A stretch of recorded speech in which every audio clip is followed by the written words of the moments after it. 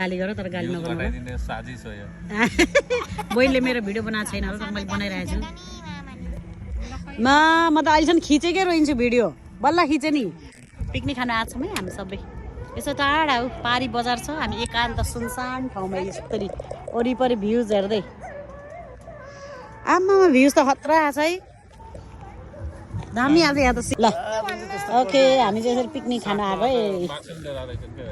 coffee दुध सब कुछ छ हामीसँग करेन्ट सरेन्ट सब कुछ फ्रुट्स यी जङ्गली फ्रुट दिदी ए फिस त मेन पार्ट हाम्रो अझै धेरै छ भित्र आधी छोपेर राखेछौँ यो गफ होइन साँच्चै कुरा हो यसरी छ यस्तो राम्रो वातावरणमा आएको छौँ हामी सबैजना आउनै पर्ने ठाउँ है यो चाहिँ एकदमै राम्रो लोकेसन ल बेबीले हाई अरे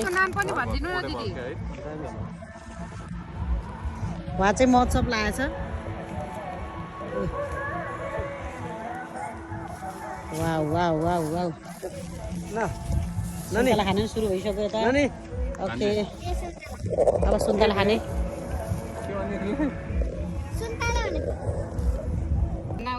ल बुढा माछा बनाउन थालिसक्नु हो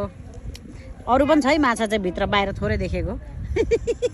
यता भिडियो गराउने बिजी हुनुहुन्छ म चाहिँ लसुन छोडाउँदैछु है म चाहिँ भिडियो गराएन है लसुन छोडाउँदैछु यसरी लसुन परमानको लागि लसुन छोडाउँदैछु है यहाँ कोही कोही खानामा व्यस्त छन् कोही पकाउनुमा मैले चाहिँ मेरो कफी पाइसकेँ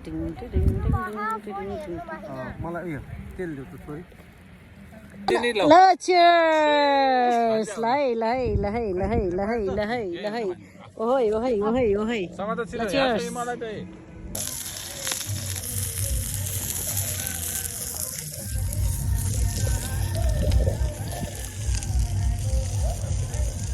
लाइभ गर्दिन क्या अब फेसबुकमा